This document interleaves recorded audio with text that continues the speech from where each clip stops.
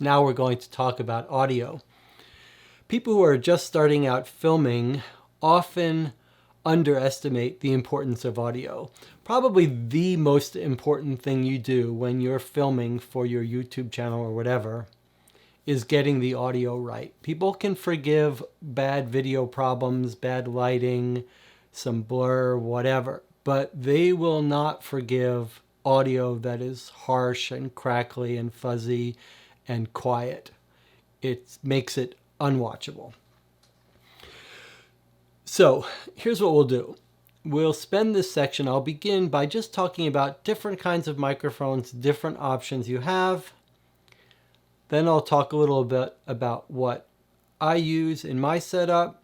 We'll talk about some general other issues involving noise and room setup. And then we'll actually compare some audio from different microphones, and we'll listen to what clipping sounds like and other problems that you could have with the audio. But let's think about, at first, basic kinds of microphones you could choose to use in your filming depending on your needs. Okay, so the first one is something like a shotgun mic or a pencil mic that's pointed at the speaker from far away, a couple feet away. The closer, the better.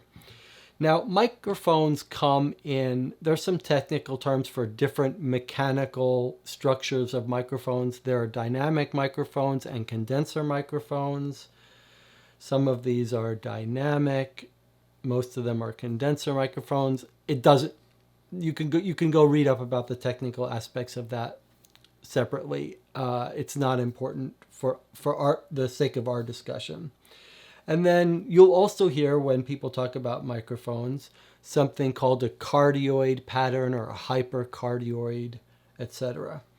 And that just talks about what areas in front of the mic is sensitive to. So some are cardioid or hypercardioid. They're meant to pick up what's in front of the microphone and not catch noise off to the side, sometimes behind it.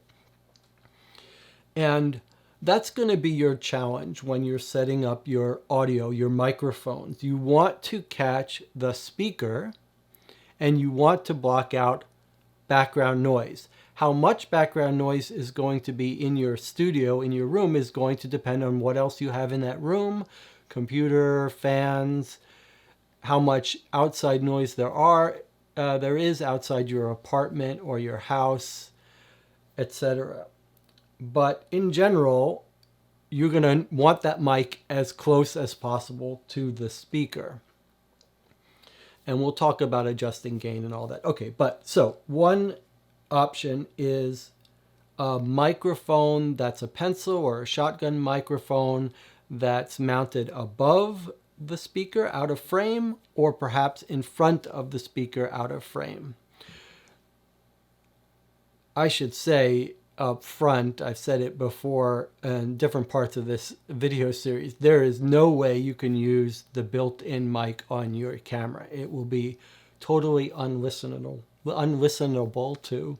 So you are going to need an external mic, and I think it's worth spending some money on. Okay, so that's that. This microphone is meant to be mounted on a camera. It's a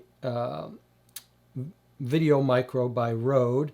It's meant to plug in with a 3.5 millimeter jack, standard audio jack, and plug right into the microphone input jack on your camera. I actually use this one on my backup camera that's above looking down, and it does not need power. Another theme of different microphones is some will need power, some won't. Generally, the better ones do need power. This microphone here, this is about probably $80 or so. Rode has a couple other related microphones that are in the same price range. Go Video or something, or they're called now. This is a Samson CO2 microphone. I use this occasionally pointing in front of the camera, although I don't use it for normal recording. It's got a different jack, you can see. This is an XLR cable jack, and this is what an XLR cable looks like. And this is the standard for more professional end audio. And it has some benefits. One benefit is that this cable and the recorders that connect to it and the adapters that connect to it can provide some power to the microphone. And often these kinds of microphones need a little bit of power to make the microphone work, to make the diaphragm be able to capture audio. The other advantage to these XLR cables is they're less susceptible to noise. And what you'll find occasionally is these 3.5 millimeter audio cables work fine at short distance, but they can be susceptible to noise. And if you run a long line of this, say 10, 15 feet, you could be listening and hear a little background humming that could be caused by electricity interference, whatever. And for example, the front camera I use is connected to a 3.5 millimeter at the microphone jack, but I couldn't get that to run without noise. So I've actually got a 1/4 inch balanced cable, which is what this is. 1/4 inch. You sometimes use this if you're you could see these if you're connecting a guitar or an amp. So you may have to, if you're going to run longer wires, use a 1/4 inch jack cable, or you could use something like an XLR interface. If you are going to use an XLR mic and you want to connect it to your camera, which is going to have a 3.5 millimeter cable, you will have to buy an adapter for that to convert the XLR for your camera, and your camera may not be providing power, so you have to look into that. In general, I would suggest for plugging a mic into your camera that you get one of these mics like the Rode mic that is meant to be plugged directly into the camera. And that will have a 3.5 millimeter jack. The main microphone I use is a Rode VideoMic Pro Plus, which uses battery or USB power and is about $200, and that's the top of the line expensive mic of its class. If you use an XLR mic, you could get something like this. This is a Zoom H6, and they produce smaller models as well. This is meant to plug in XLR microphones or 3.5 millimeter normal microphones. And this does a couple of things. It will convert the output of multiple mics. It will mix them together and send them out, either out as a 3.5 millimeter audio or something else. So you can have multiple mics connected at the same time. That might be useful if you have 2 speakers, 2 people, and you're recording mics, or 4 people. You can set their gains differently and convert that. It will also record. Okay, you've got some other options. Another option is something like this, a headset mic. You can see this one has headphones and a headset mic that's meant to be worn like this, but you can get them mics. You've seen them at awards shows where it's just one little thin thing coming out to the front, no speakers. I've seen this on some YouTube channels where there are where there are like 4 participants and they want to capture good audio. In that case, you could get a wireless headset or a wired headset. And that might be an option for if you've got more than 2 people or so, although it can be a bit of a pain to have to wear. And if it's wireless, you have to worry about batteries. And then the sister microphone for that would be something called a lavalier microphone or a lapel microphone that you've seen in some newscasts, whatever. This clips on to the tie or the collar, and it picks up voices right near it, so it has to be mounted right next to your mouth. And then that plugs in, if it's wireless, to a transmitter, and then the receiver would be at the camera end or the recorder end. And you can get sets of these The most common set would be 2 of them for maybe $200, and goes up if you want higher quality lapel microphones, lavalier microphones, the actual microphone part, or you can get these that are wired in directly. If you use the wireless, the audio quality seems to be quite comparable to a wired lavalier microphone, but it sounds different. It does not sound as full as one of these microphones here, which we'll talk about in a second. You'll be able to listen to the differences of these microphones in a little bit. But anything that's wireless that uses a battery is a danger area, because it's frequently, when the batteries run out, you'll get no warning on most of these, and you'll have to always be careful about replenishing the batteries, working with fresh batteries, and if you're doing a really long session, running out of batteries. You could try a combination of things using something like this to mix it.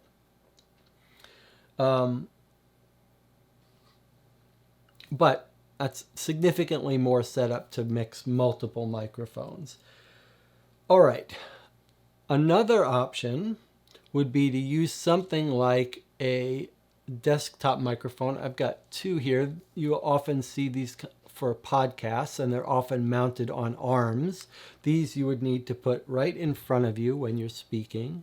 They provide some of the richest and most pleasant sounds to hear, but they're not very convenient for board game filming, because you don't often, it's not convenient to play with a microphone in front of you like this while you're trying to work with a board game. So if you're doing podcasting, a mic like this is a pod mic. It's about $100 microphone from Rode. And this one uses an XLR interface, which you can see. So you would again need to use XLR cable and a converter for it, and something that provides it power. But you can get mics like this that work with 3.5 millimeter cables that would plug right into your camera. This one here is another desktop microphone, very similar, except this one has a USB interface. It's meant to be plugged into your computer, and it's got what's called a pop filter, which you will see frequently on microphones, that's meant to disperse the air that comes when you speak with plosives, when you're pushing air out that could disturb the microphone. This one's got a wind filter on top of it now, which serves similar purpose, but you could just take that off if you weren't speaking directly into it, which you should be, because that's its purpose. But a microphone like this that's above, for example, you wouldn't need the wind filter on it because you're not speaking directly into it. Okay, so that gives you some idea of the kind of microphones and hardware you'll be using. The only one I didn't mention is these headphones. You wouldn't be using these during filming, but if you are editing your footage, or you're just checking the recordings for how much noise is in the audio, you need a set of headphones. You need to be listening to comparisons and tests with a set of headphones. It's too hard to hear off speakers. You just cannot do it. When you listen to the sample audio of these different microphones, make sure you're wearing headphones. If you're trying to set up your audio for your YouTube channel, you will need to buy a pair of headphones in order to hear the difference between when you make changes. Okay, so I've told you what I use as my main mic. I use a Rode VideoMic Pro Plus. It's an expensive microphone. It's about $160. It uses a 3.5 millimeter jack. It needs power. It works with rechargeable power, but as I've explained, I don't use anything based on battery power. I don't want the battery to ever run out, even if this battery can last a month. I don't want to lose that one recording when the battery runs out. But that mic, in addition to being powerful, from a battery has a USB port that you can plug it in. You can power it by USB. So that's what I have. I have a USB line running on top of the beam on the ceiling, which comes down to the mic, which is right here off camera. And so it's providing it power at all times. And one of the nice features of that expensive mic is that it auto turns off when the camera's not on and auto turns on when the camera turns on. So I don't have to ever worry about turning it off, turning it on. That's the other problem with these battery powered mics. You'll forget to turn it off and you'll run out the battery. Another tip I have is that I've got this what you might call a shotgun microphone right just off frame. I want it, that's on an arm, so I can get it positioned exactly where I want it and get as close to the being in frame as possible. It's about a foot away from my voice, but the closer, the better. And although it's tempting to wire that microphone to the top-down camera, which is only a foot away from it, that would certainly be convenient, I don't do that. I actually run the cable for that microphone all the way across the beam, down and into my front-facing camera. And as I said before, I use a 1/4 inch balanced cable for that to avoid noise. The reason I run that overhead my main mic all the way 15 feet to the front camera is that I always record with the front camera, but I don't always record additionally with the top-down camera. So I want to make sure I never forget to have the main mic recording. That's why it's connected to the front camera. Anytime I record anything, it's recording the best audio. If you're using multiple cameras, you've got some options for your secondary camera microphone. You could absolutely use the built-in mic for the top-down camera, which is what I'm using now, because no one's ever going to hear that audio. But you do need to be recording it, because that's how your video editor will sync up the front view and the top view. And if you have multiple cameras, every camera has to be recording audio so that they can sync up. But there may be a reason to put a better mic on that top-down camera, even though no one should ever hear it. And that is because inevitably you will mess up the audio for one of your recordings.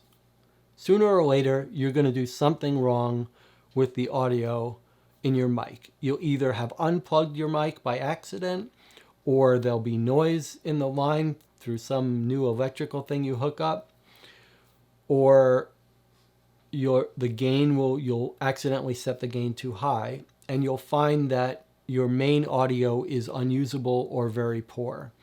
And I like to have a backup audio because audio is the most important thing. If the audio is bad, no one's going to ever want to watch that video.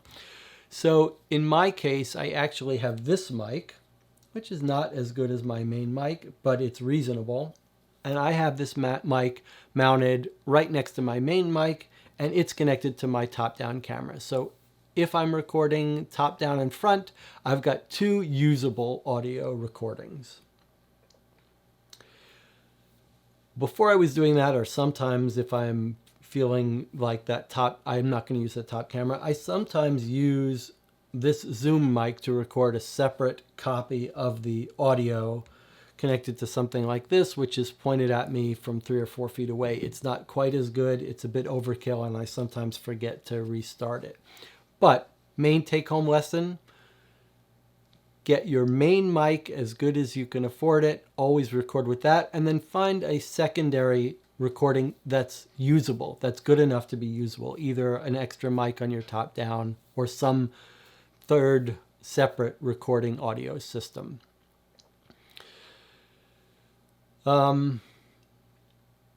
If you were trying to record with two people, this top-down mic works just perfectly. We're two people sitting next to each other. If you've got more than two people, then you're going to have to start looking at more sophisticated ways to capture the audio from everyone nice and clean and loud. And that may mean something like this to mix the input from multiple cameras. This is probably a couple $100, but you can buy a lesser model that still can mix 4 sources on eBay for about $100. And that can, if you wanted to use this to record, it can record hundreds of hours on an SD card. Okay, let's talk a little bit about post-processing of your audio, or if you're live streaming, having filters on the audio live. I'm not going to go into too much detail. You can see some very good tutorials on this kind of thing online, whether you're using OBS or an ATEM mini hardware, which we'll get to in a second, or if you're post-processing in your video editor.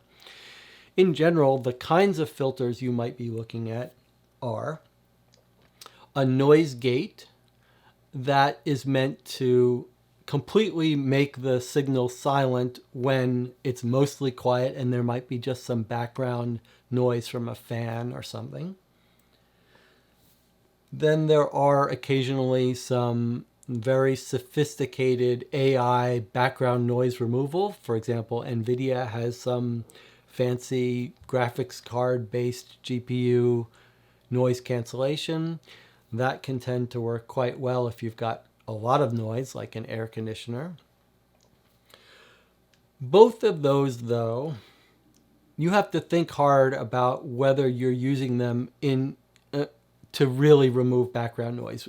If at all possible, get rid of the noise at the source.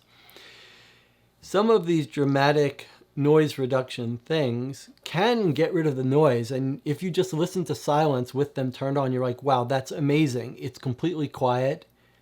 It's completely blocked out the sound of the air conditioner.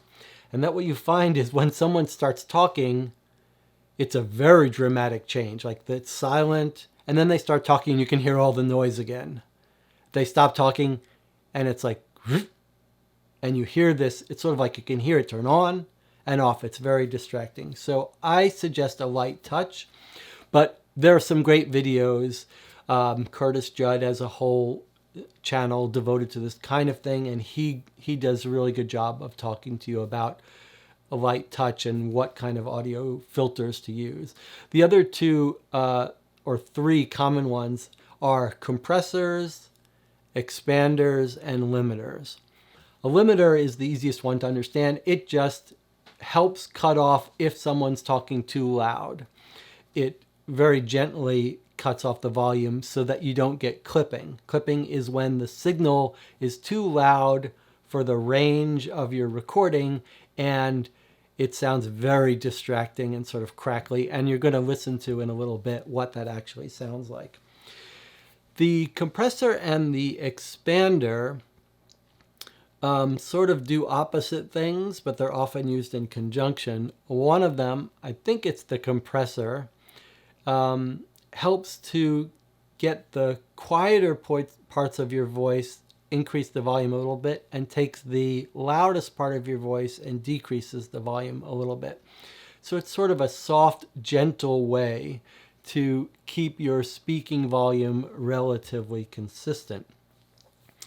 And the expander is a sort of softer, gentler way to eliminate quiet noise and boost up what's not noise.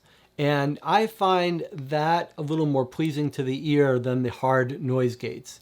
It won't completely eliminate a background noise like an air conditioner or a fan, but it will make it much less noticeable, and it's not as harsh turning on and turning off as the noise gate.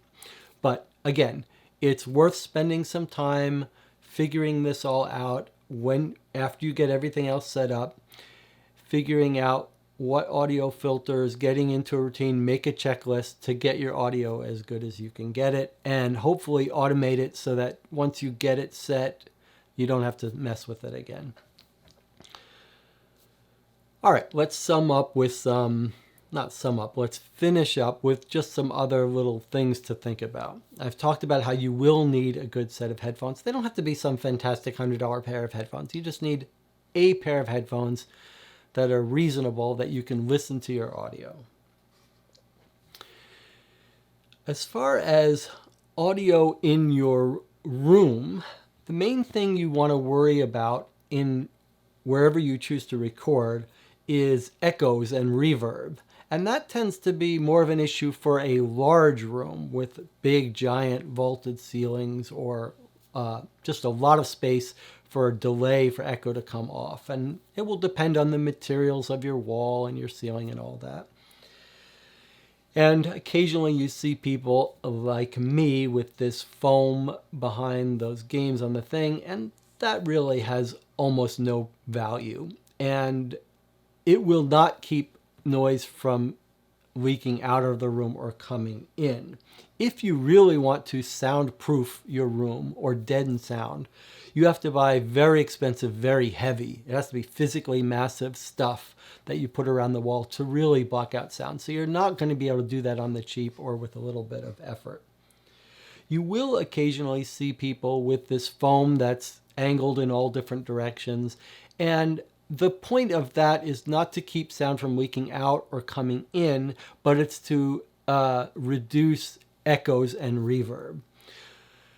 So there are lots of videos on this. If you're working in a small room, it's probably not something you have to worry about. But if you happen to be working in a room where there's lots of echo and reverb, then you could look into buying some of this foam that cuts down reverb and echoes.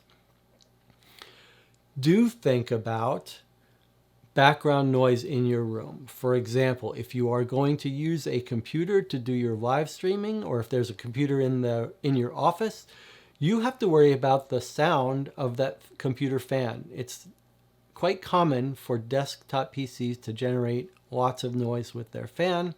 I'll talk about some tips and tricks for that, but one spoiler here is that lots of desktop PCs, you can get software that will let you change the speed of the fans and reduce them during filming. So that's a good way. But you should be thinking about outside noise, and you should be thinking about filming in the summer if you have to run a window air conditioner, for example. That could be a problem. You may have to invest in a super quiet air conditioner. And you also may want to think about whether the noise from your filming and talking is going to disturb your spouse. I think maybe the last thing to just mention is my focus is here has been on audio recording for your live streams and for your video, so plugging into your camera. If you are doing everything through a PC, for example, if you were live streaming using something like OBS software and you were going to do all your recording not onto SD cards with a mirrorless or DSLR, but through webcams connected to your computer, then a USB microphone might be the way to go. The high-end microphones tend not to be the USB microphones, except for the desktop microphones, which can get quite good quality and can be USB powered. And there are some microphones that can be powered on USB or a standard audio jack. But I think even if you're recording directly to camera, there is an occasional use for doing voiceover at your computer. For example, if you're making rules videos and you're recording and you want to record at your desk to your computer. And so I do think having a desktop USB powered microphone like this one, there are some famous ones, Blue Yeti and whatever. And I do think having a good desktop USB microphone is also quite useful. Okay, so let's now listen to some samplings of different microphones, see how they sound. Some of them will have just different audio qualities that will be more pleasing, less pleasing. Some are better picking up sound, some introduce noise, some block out noise. You'll have to find the microphones that work best for you. Let's have a listen.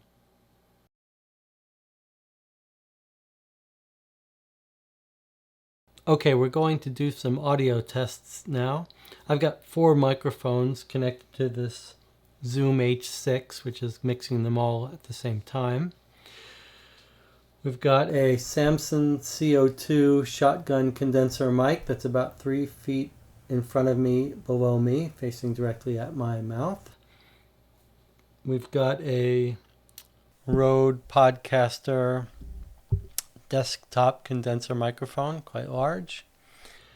Then we've got an overhead, I'm zoomed out so you can see it, an overhead Rode Video Mic Pro Plus, their top of the line consumer microphone, shotgun mic here.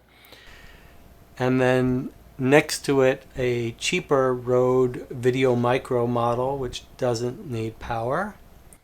And then lastly, a lavalier mic here.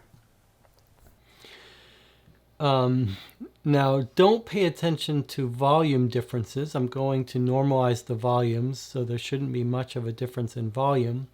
What you will be listening for is background noise and sort of quality of the noise. Now, remember, you could touch up any of these in post-processing, but just try to get a feel for the different quality of the audio. And you'll also hear the built-in camera audio from the front camera, which is about 4 feet away, 5 feet away, and the overhead camera, which is about 2 feet away.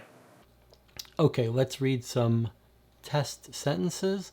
You're listening for quality of the sound, but also maybe background noise and mouth noise, stuff like that. I tend to make clicks and stuff when I swallow and cough. Okay, let's read some test sentences. The boy was there when the sun rose. A rod is used to catch pink salmon. The source of the huge river is the clear spring. The boy was there when the sun rose. A rod is used to catch pink salmon. The source of the huge river is the clear spring. The boy was there when the sun rose. A rod is used to catch pink salmon. The source of the huge river is the clear spring. The boy was there when the sun rose. A rod is used to catch pink salmon. The source of the huge river is the clear spring. The boy was there when the sun rose. A rod is used to catch pink salmon. The source of the huge river is the clear spring. The boy was there when the sun rose. A rod is used to catch pink salmon. The source of the huge river is the clear spring. So which audio quality did you like best? So which audio quality did you like best? So which audio quality did you like best? So which audio quality did you like best? So which audio quality did you like best? So which audio quality did you like best?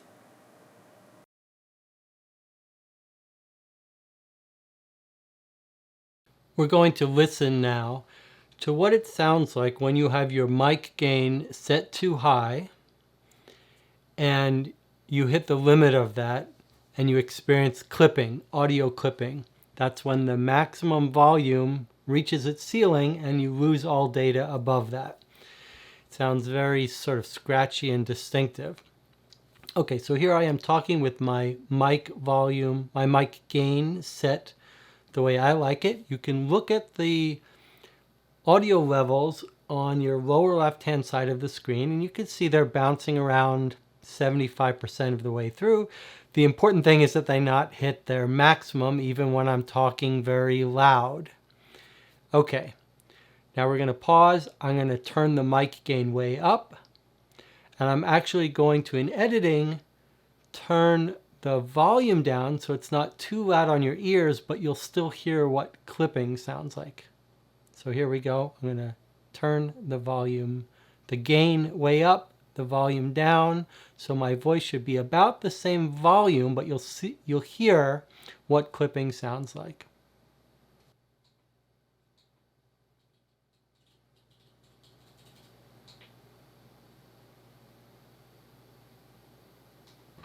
Okay, I've set the microphone gain in the camera, which is recording the audio, at plus 6 dB. Normally it's minus 8, now it's plus 6. You can see on the lower left how the audio levels are hitting their max. And they're warning you that you're losing data every time the volume gets above that high level. And if I talk even louder, then we're going to lose a lot of the audio quality, a lot of the data above that certain volume. So let's pause and go back. So setting your gain properly is very important. It's okay if the gain is too low. Unless it's super low, you'll be able to increase the volume in editing. So a natural question would be, can you set the gain too low for your microphone? What will be the result of that? Well, let's do a test. So I've set the gain on my camera mic to minus 12 dB. That's as low as it gets. And what you'll hear is that you can't, at least with with the camera, minus 12 dB is not going to lose any important data. So the only reason not to have the gain on your mic, at least on a camera microphone gain setting, the only reason not to have it at its minimum is just so you don't have to do post-processing in editing to bump up the gain to a reasonable level. If you're going to be doing audio post-processing to clean up and make the audio sound a little bit better, you might as well record at minus 12 dB. You can see the audio levels on the bottom left of the screen are getting pretty high up. It's in a completely fine range. There's going to be no downside and only advantages to recording at minus 12 dB, except for the fact that if I record this audio at minus 12 dB and I upload it to YouTube, it'll be too quiet. So this just gives me an extra step. If I record it in minus 12, I have to bump up the volume in editing. Since I try to minimize my editing work, I've got the gain set high enough so that YouTube is happy with the volume. There you have it.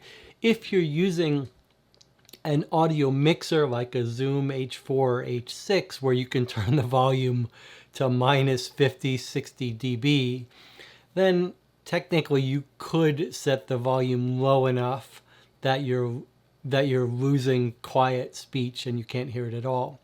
But in general, if you're looking at your audio meters and you can see them move when you're talking quietly, then you're going to be fine.